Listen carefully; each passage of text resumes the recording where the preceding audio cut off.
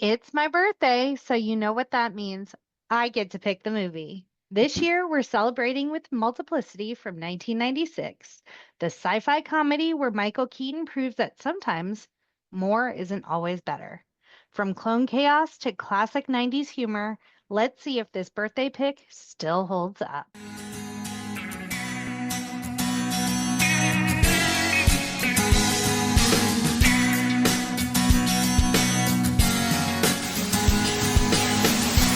Welcome to the No More Late Fees podcast. I'm Jackie.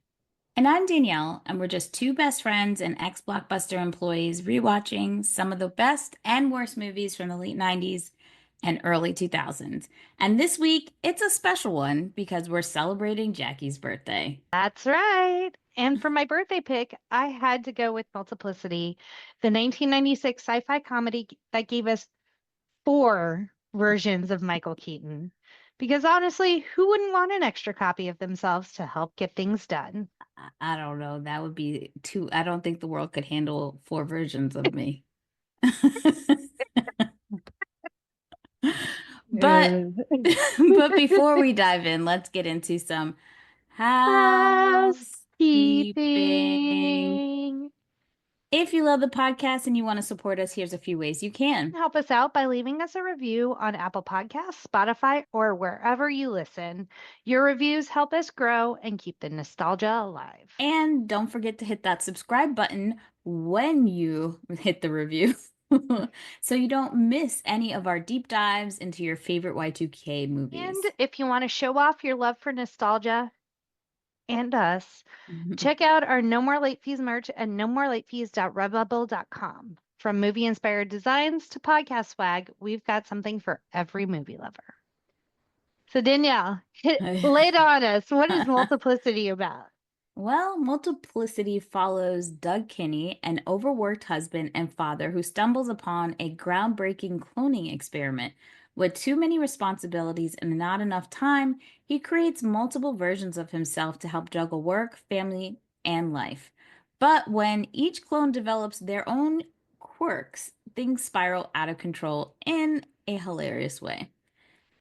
The movie stars Michael Keaton, Michael Keaton, Michael Keaton, and Michael Keaton, along with Andy McDowell, Harris Yulin, and Eugene Levy. The movie was directed by Harold Ramis and was written by Chris Miller, Mary Hale, and Lowell Gantz. You could currently watch it on Amazon Prime for rent, which means you've got to pay people. It's not free anywhere. Trust, we looked. But before we start, let's get into our ratings So, rewind. you know the drill. Before we get into the movie, we'll reveal the rating our Y2K versions of ourselves would give. Then at the end, we'll see if our current selves agree with our initial rating. Our scale consists of would buy it again, The best would plan repeat, 5 day rental, would watch again. 2 day rental, Okay, but nothing to write home about. and same day rental. Straight up, it's a garbage dump, Steve. Danielle, what was your Y2K rating of Multiplicity? It was a 5-day rental. I don't own it, but I remember laughing a lot. I had good memories when I thought about this movie. This was a Conley family classic. Dad loved Michael Keaton, so heavy rotation in our household. So it was definitely a would buy for us. I sent a very vague, nondescript still of while I was watching it to my family and not even 15 seconds, my sister replied, "A chainsaw?" She knew immediately what I was watching. So, Conley family classic over here. All right. Well, let's dive into the box office. So this movie had a budget of $45 million, but only made $37 million worldwide. Oh. It was released July 17th, and when it came out, it ranked 7th at the US box office for that weekend. It was not a success.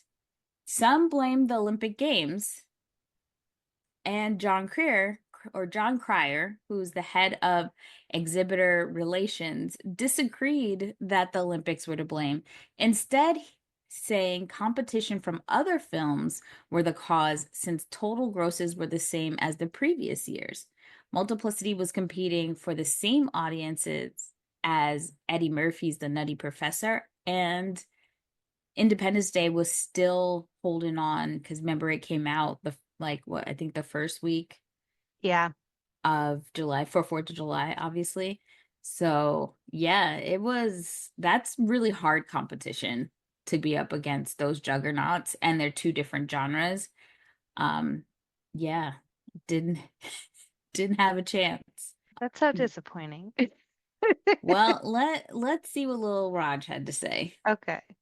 Roger Ebert of the Chicago Sun-Times gave the film 2.5 out of 4 and wrote, Groundhog Day had a certain sweetness and even a sly philosophical depth, but Multiplicity is more of a ground-level comedy in which we can usually anticipate the problems for Doug and his clones. I will say, Jackie, I haven't seen this movie in years, so I just watched it today, and I hate to say it, but I have to pull out the burn book on some things that happen, and it's mainly Doug. Now that my frontal lobe has Yes. completely developed, Yes. Doug, we need to talk. Doug number one Hmm. and I need to talk, Yes. but we'll get into it. But before we get into cast and crew, let's hear a message from our pod pals.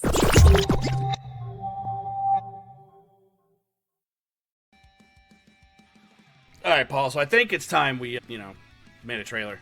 Do we have to? Like, if people keep asking, so we're gonna deliver. Well, what are we supposed to do in this damn trailer? We're just gonna talk about shit we do here. We theme our months, right? Like, what do we? I mean, I know we've done stuff like musicals and animation month and creature features, all sorts of stuff, but is that what you're talking about? Yeah, it's something kind of like that. Then I'm probably gonna sit there and tell people, we're on all social medias. We're on the Facebook, Instagram, Twitter, and TikTok, and it's all under Flicks and Friends podcast. Yeah, I guess so, if they're not tired of hearing that by now. Yeah. So, but yeah, that'll work. Should we press record? Yeah, let's press record right now.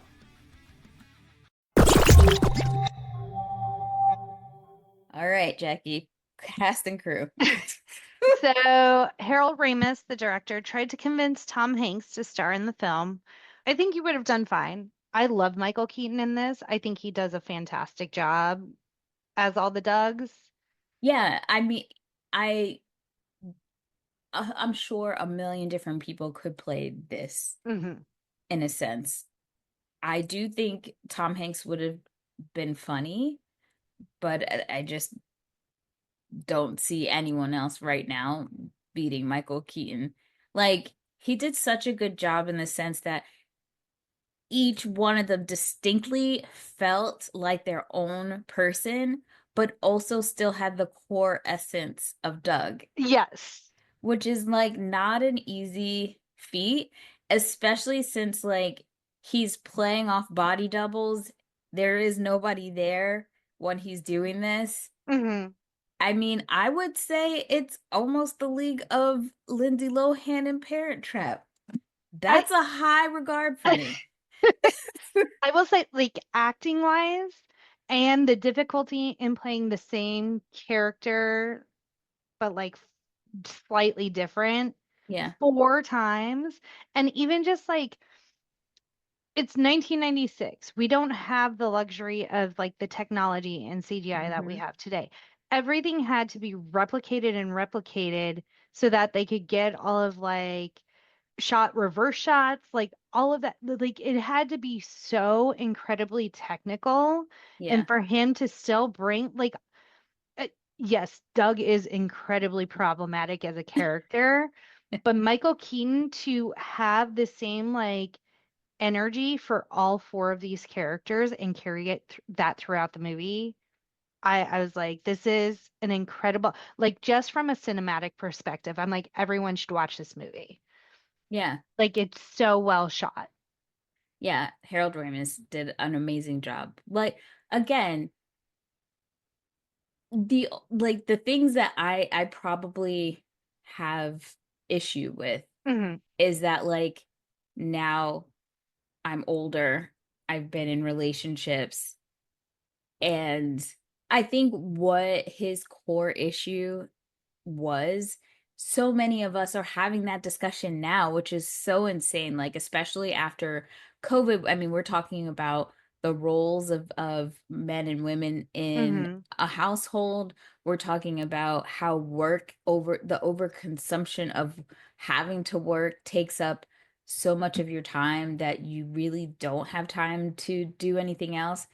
And I think one thing that we really don't talk about a lot is that when we get into relationships and when we have children, I know moms really go through this. They lose their sense of identity Mm-hmm. because everything becomes like, he talks about it a lot, that he doesn't have time to like just sit and think for himself or Yeah. just be with himself. And I just think that's so unnatural when you think about it, Yeah. that you can't even do that. Yeah. So And I'm sure we'll get into it more when we get into the story. So Michael Keaton was originally considered for Bill Murray's role in Groundhog Day, which was also directed by Harold Ramis, and his love interest in that was also Andy McDowell, but he turned that down. So I'm glad it worked out the way it did. I think I love Bill, like Groundhog Day is one of my all-time favorite movies. But what I loved about it was that you can slowly see the transition of him being kind of self-centered and an asshole, but then towards the end, you see his heart come through. And I think that was what the odd part about this movie was, that I felt like I didn't feel Doug's heart in Yes. this whatsoever. Like, it came off very selfish a lot of the times. Yes. And if they had just a little bit of the heart that you saw in Groundhog Day, or the progression of him actually really learning a lesson, I think I would have really enjoyed this movie.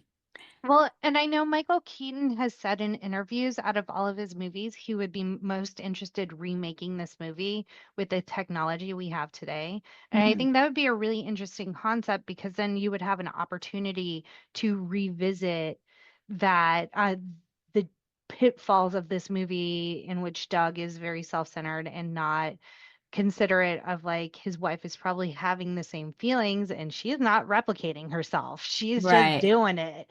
So I think that I would be super excited if we got like Multiplicity 2.0 and we're I able would to see it again.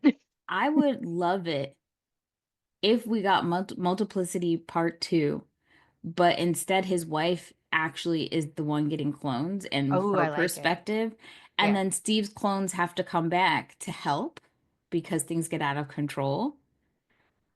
Or maybe not. I don't know, but that would be so he Let's could still let's play write the the script. roles. Let's do it. But speaking of like the screenplay and stuff, I think it's interesting because so like around 93, Columbia Pictures was reported of being in the process of acquiring Multiplicity. And it came from a husband and wife writing team, Chris Miller and Mary Hale.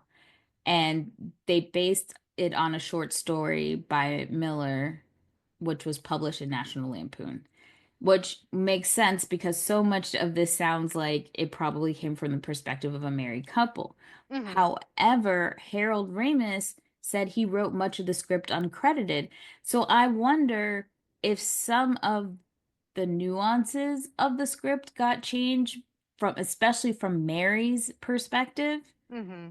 because Harold went and rewrote a lot of it. And he went uncredited because the Writers Guild has a rule that prevents directors from getting credit on their film unless they contribute more than 50%.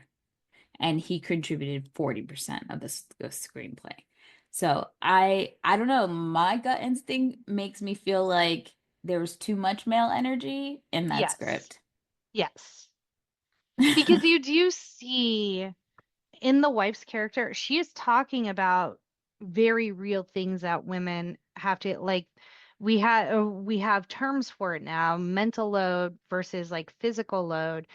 And like she expresses that like her mental load or you see it in action when he's supposed to be taking the daughter for photos at the dance studio and stuff and he's like I don't know what the fuck to do and she's like you do this, the kid will tell you how to do her hair, like it's not that hard but she knows all the bits and pieces, Right. she is maintaining the bulk of that mental load.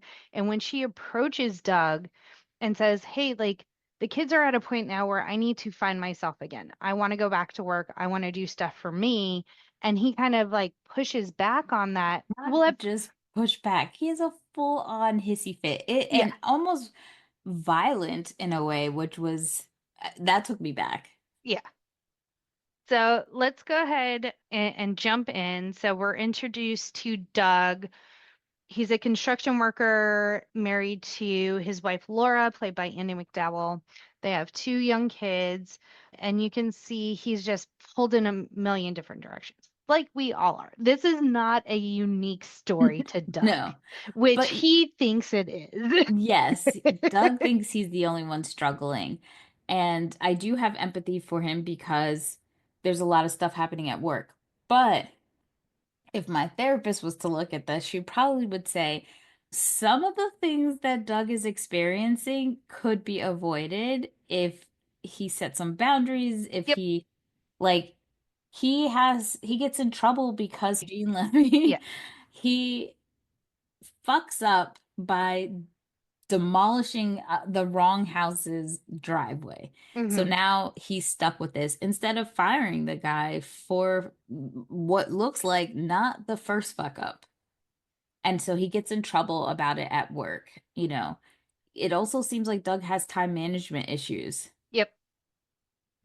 Like he's trying to do too much here and there, maybe some ADHD going on there.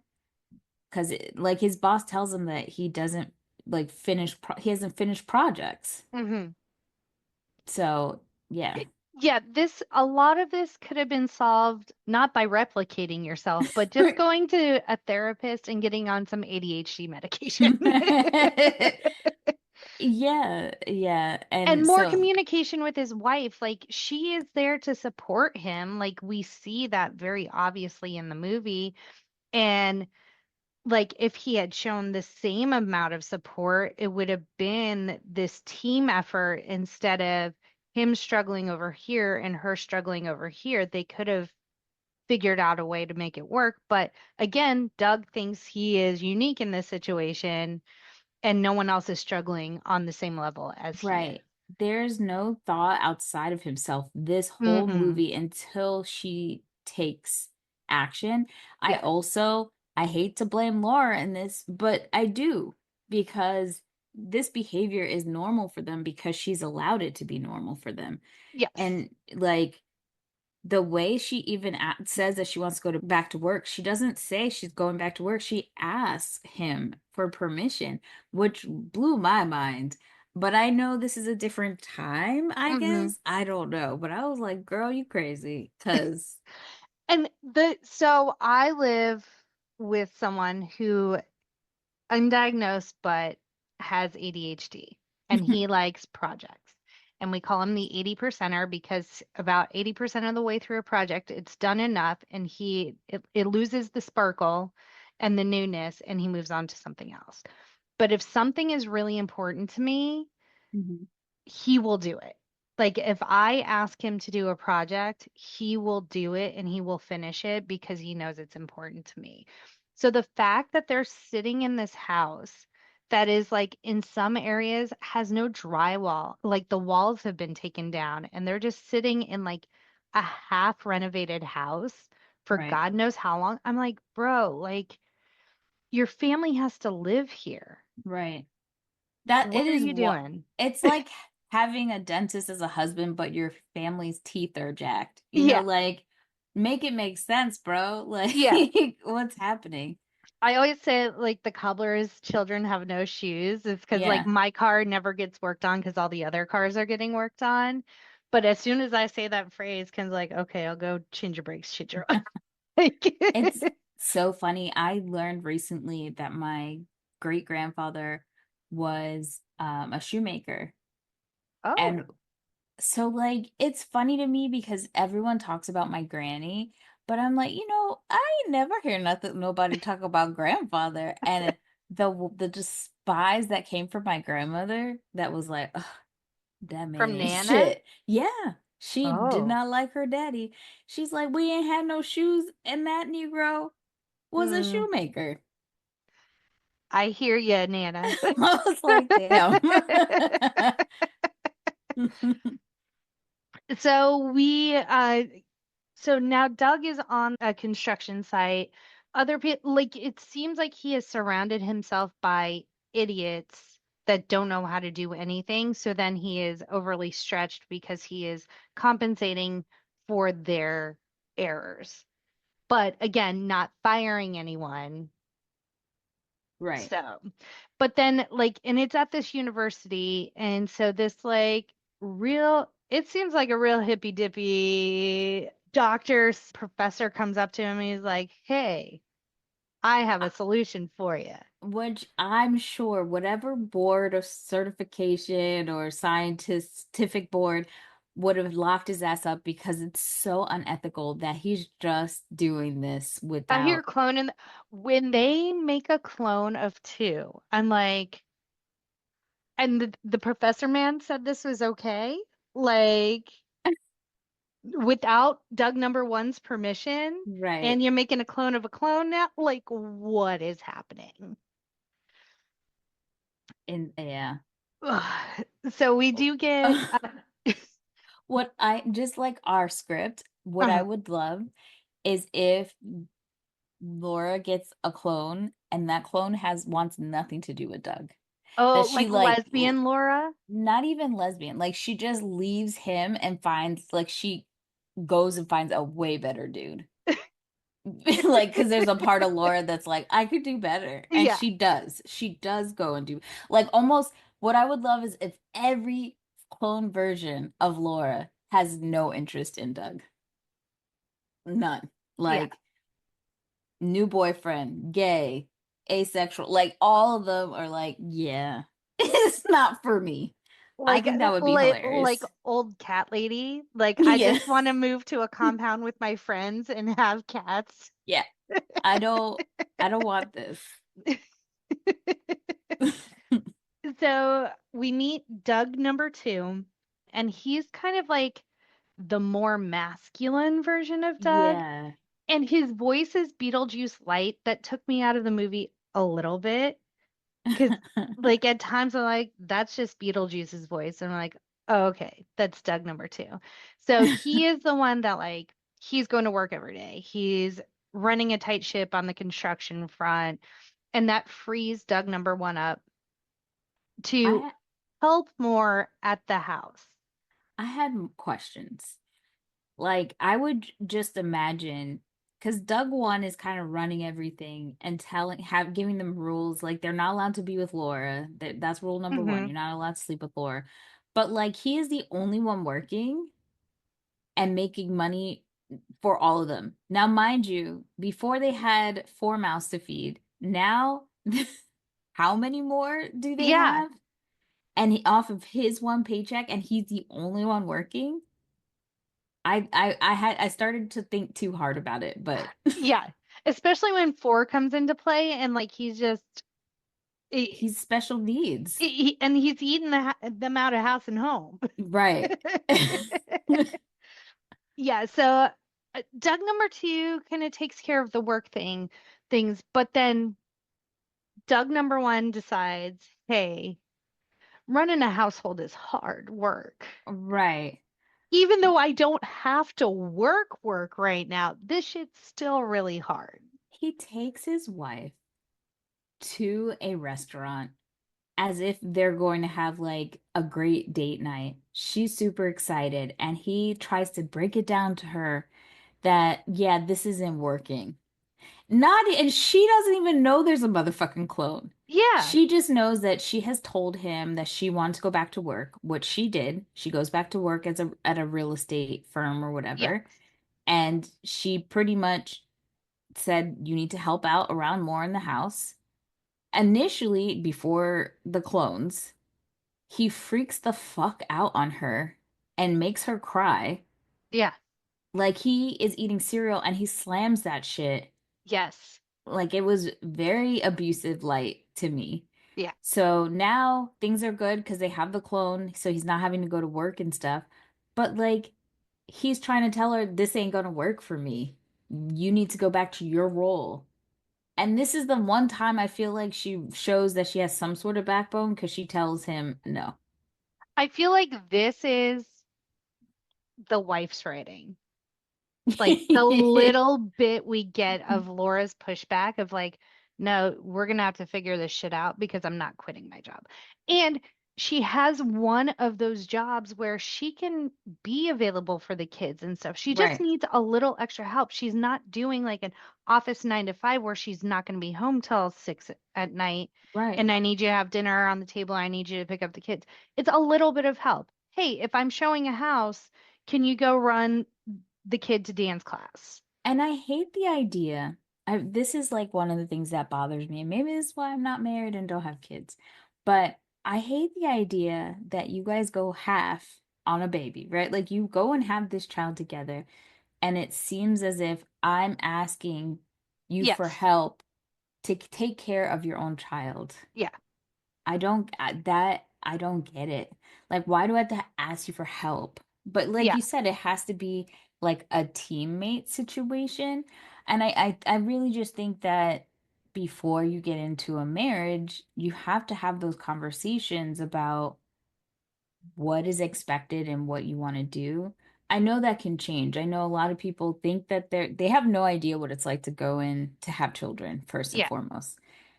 And that could you could flip like I don't want this shit. But yeah, you need to talk about that, and it's not just my child. That is your child. Yeah. This is our household. This is not Right. just my household.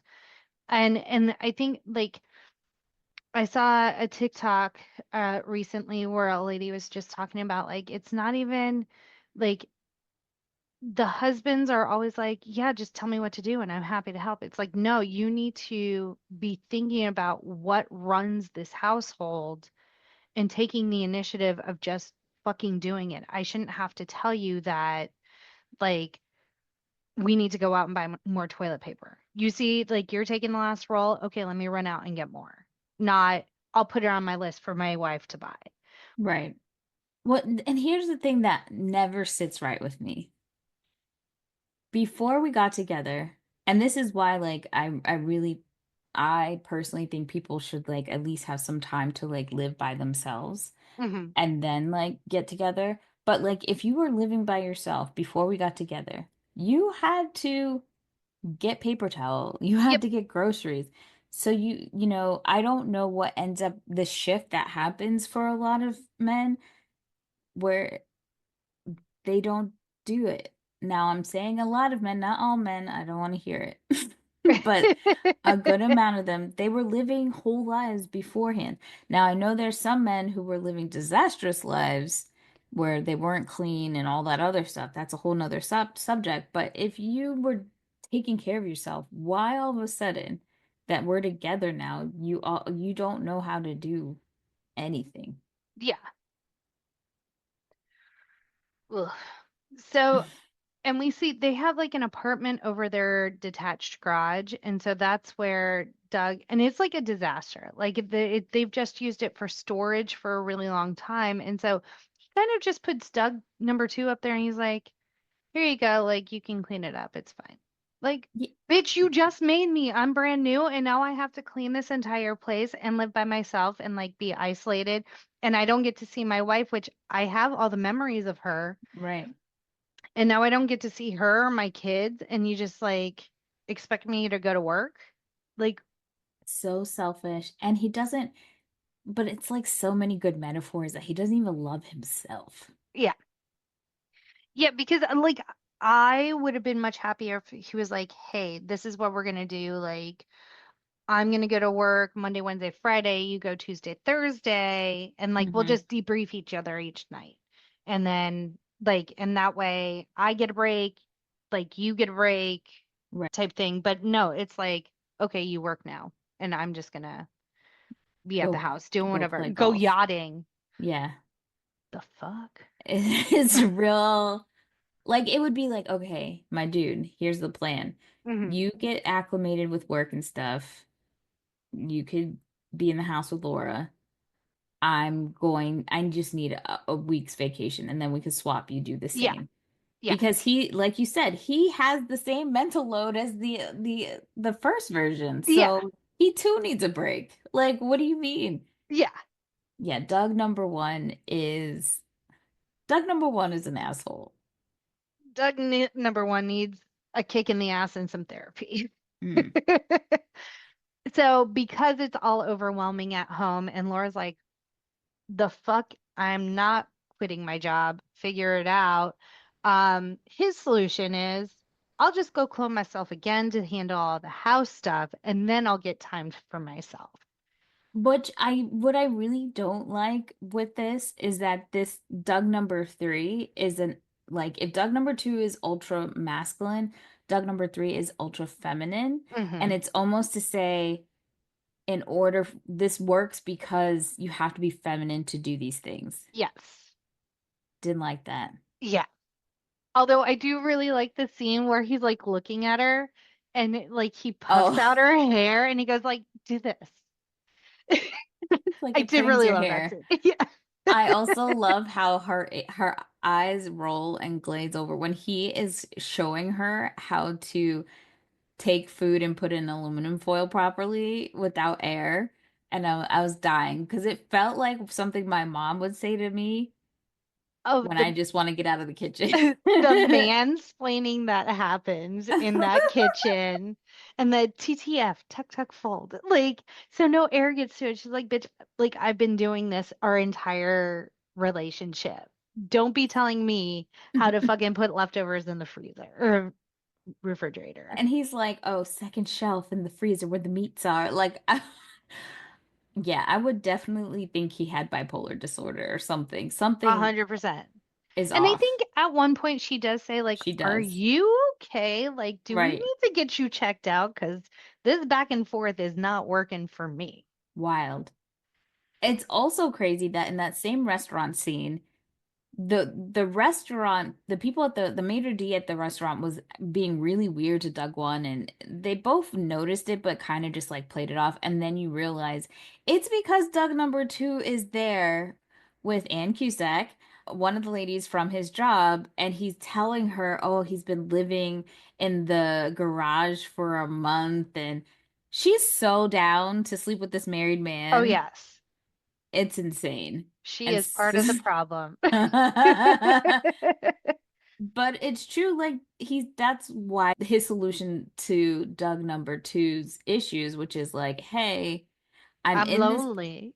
I'm lonely, I have no friends, and I can't even sleep with my wife. So what do you want me to do? So that's when he's like, oh, I will just get another clone who's gonna do the housework. Which works out for him because it's like it's kind of weird if Doug number one doesn't have supposedly that in him about wanting to like keep the house. Why would all of a sudden this clone have that ability? Yeah. I thought that was weird. So we run into some issues with Doug number three because he's in the house all the time Mm. because he is the one who has to do all the housework and the cooking and the cleaning. And Laura has needs. And she's like, hey, Doug, let's do this. And so there's this whole scene where Doug number one is furious. And he's like, that's when he comes up with the rules of like, no one sleeps with my wife but me. It's like, well, you put him in this situation. Right. Like, she doesn't know. And she just wants to have sex with her husband. And they also fuck up because if Doug number one and they should be having daily meetings to say what's Hmm. going on so Yes. that everyone's on the same page of this is what's happening at work and this is why I did it. And this is what happened in the household. These are the questions that were asked. These are the decisions I made so that like there is continuity. But Yes. they don't fucking think of that. And so it's a mess. Well, because that would have been Laura's job to plan. I do want to give it to my girl Laura because she got dicked down 3 times. Doug number one decides he wants to go to Catalina with because he's been secretly taking sailing lessons. That whole thing was weird to me. So weird. Like, so, such a random subplot Yeah. that didn't need to be in the movie. Also, we get Julie Bowen in it randomly. which I believe this was like her second movie after debuting in Happy Gilmore. Yeah. I was like, okay, that's Julie Bowen. She's here on a boat. And And like, and then it was like the whole thing of like Doug was like seasick the whole time, so he didn't even enjoy his little no. vacay. And then he comes back. And Laura had a great time on his She vacay. did. She slept with Doug number two. I mean, Doug number two was trying his hardest to get out of that bed, but she was trying her hardest Mm. to keep him in bed. I And love the part where after Doug number one, they sleep together on the couch and she's going back to bed. He's like, okay, I guess you're going upstairs. And she's like, what the fuck? You're trying to wake the kids up? And he was like sending warnings to Doug number two to fucking hide because he, now I'm Doug number two to downstairs. Doug number three. And then Doug number four wanders in the house because like Yes. termites, he ate everything. And because she told Doug number two to close the windows because it was raining in the Mhm. Volvo. And so when she sees Doug number four all wet, she's like, oh, you poor thing. She brings him upstairs. And Doug number three, who's in the bed, hears that and he goes hide. Well, he hid because of Doug number two shouting, but then he hears Doug number four coming and they go in the bathroom. He's in the bathroom in the shower hiding. And Laura's like trying to dry him off, and she sees that he is ready He's to ready to go. go. And she's like, again? And he's like, maybe, or so. What did he call? It's my puppy. Yeah. Which I ethically I had issues with this Yes. because he's special needs and like So we didn't even talk about the creation of Doug number four yet. So Doug number two and three decide like between the two of them, they're struggling to get everything done. So they're like, yeah. let's clone Doug number two. We get Doug number four, who's special needs. And the way they describe it is, when you make a copy of a copy and it's not quite as good as the original. And we meet Doug number four, who has some of my favorite lines in all of cinema. When he takes that slice of pizza And puts that it in he's his been wallet. licking and he sticks it in his wallet for later. And then he's like, I have a license. Drive a car. Like, there are so many lines from this that, like, my family will randomly, like, bust out saying. Like, you better believe when someone wants information and we're like not willing to give it freely, we'll be like, maybe. Like when he's sitting there with the Coke, like pouring little sips as he's getting information from Doug number four. And he calls Doug number Doug one number one, Steve. Steve. Oh, it's so good. But I love how sweet and nurturing even Doug number two and Doug number three are with Doug number four. Yeah. They don't try to like abandon him, they take good care of him. And it's very interesting that the like week that Doug number one is gone and Doug number three isn't in the house, that their apartment looks a mess Yeah. and there's no food and whatever. So it's just cute, like the three of them, and they talk about like how they actually take the blades out of the razors so that Doug number four doesn't hurt himself, and they shave him at night. I'm Yeah. like, it's just so sweet. I Yeah. love I that. I love Doug number four's character. Like it is problematic, but the way he is played as just so childlike Yeah. and innocent, like I just love it. And then like he does really funny things in the background, and this is a true testament of what a comedic genius Michael Keaton is like the things he does with Doug number four's character. Like he like nails two by fours to his shoes and pretends like he's skiing. Like things like that. And it's just in the background. It's not like a main focus of the scene. But yeah, when Doug number one comes back, then they're all like confessing, like, hey, this Yeah, shit happened. shit hit And the fan while he was gone. and then so it's like Doug number one, his head's exploding. And then so two and three confess. And then Doug number four turns to him and he just goes, She touched my pepper, Steve. And he's like, what the Ready. actual fuck? It's the scene behind me. Because what happens is that Doug number two gets really sick, so Doug number three has to go into work for this inspector. He doesn't know what the fuck's going on. He has to say, hold on, and keep on and run into the phone. Like, it's not good. So he gets fired. On top of that, Doug number two being sick, he's trying to find like medicine. So he ends up going into the house, and Laura's trying to talk to him, and he is just like an asshole to her. She Hmm. slaps him. And then she runs into Doug number four playing with power tools in the garage because again, number two is sick. Doug number one's doing God knows where on his vacation, and Doug number three's at work and fired. And so she's trying to have like a real vulnerable heart to heart last Hail Mary, and she's dealing with the one who cannot deal with that.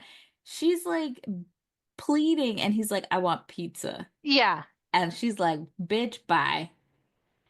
And so, like you said, they confess, and then Doug number one is trying to talk to Doug number four about what were the last few things that were said to him by Laura. So he figures the way to like fix all of this is to finally do the renovations to the house and make it the way that him and Laura dreamed of. And And what he's been promising for years and hasn't right. completed yet. And so they do. They work on the house. I think, do they fix up the apartment thing above the garage too? I don't remember if they do that or not, But they but do they a great definitely, job. yeah, and it's beautiful and it's like just what Laura had been dreaming of. And so he finally gets her to come back and is like showing her and like apparently this is all we need for forgiveness in the eyes of a mostly male written script. I also love that Eugene Levy's character is asked to come back to help with the renovations, and he sees four different Dougs and doesn't blink an eye at Yeah, all. he's just like, okay, let's do this. I Right. mean, he's getting paid. He doesn't. He don't care.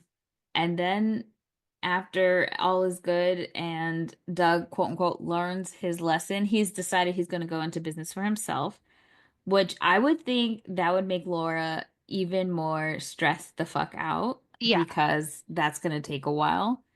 But I mean, she did say she was doing well at work, so.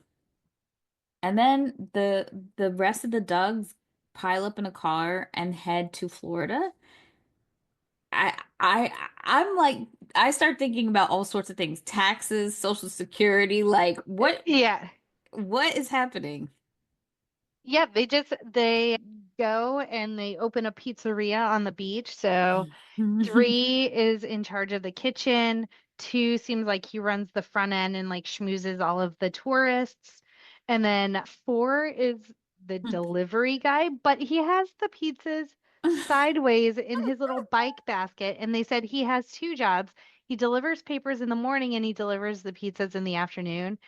And the last scene of the movie is him like riding down the street and he just yells like pizza and then like frisbees a pizza box onto someone's lawn and it freeze frames on it. I was like, we couldn't think of like a better ending. Like that was funny.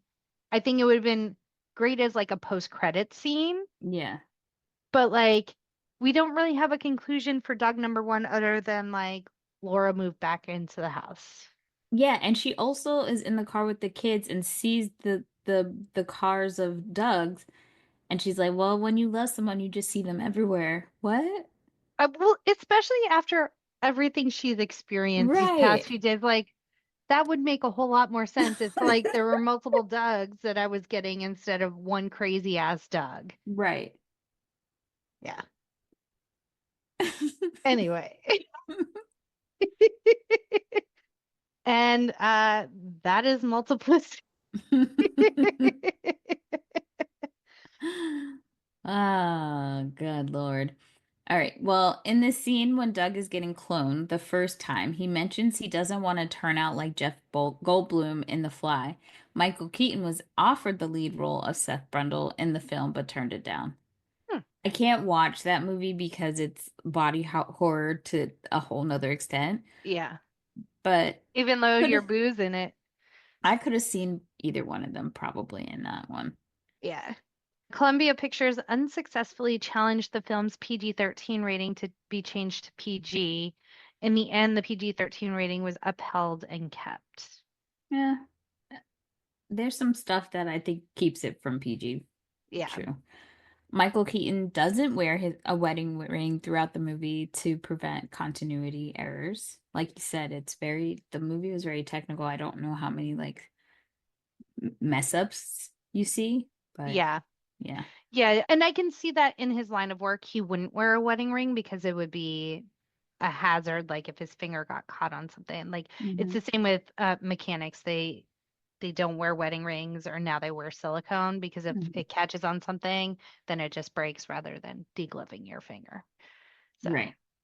in one of the shots, Doug number 2 tosses a beer to Doug number 1. Michael Keaton catching the beer, which is tossed by a body double, was shot first.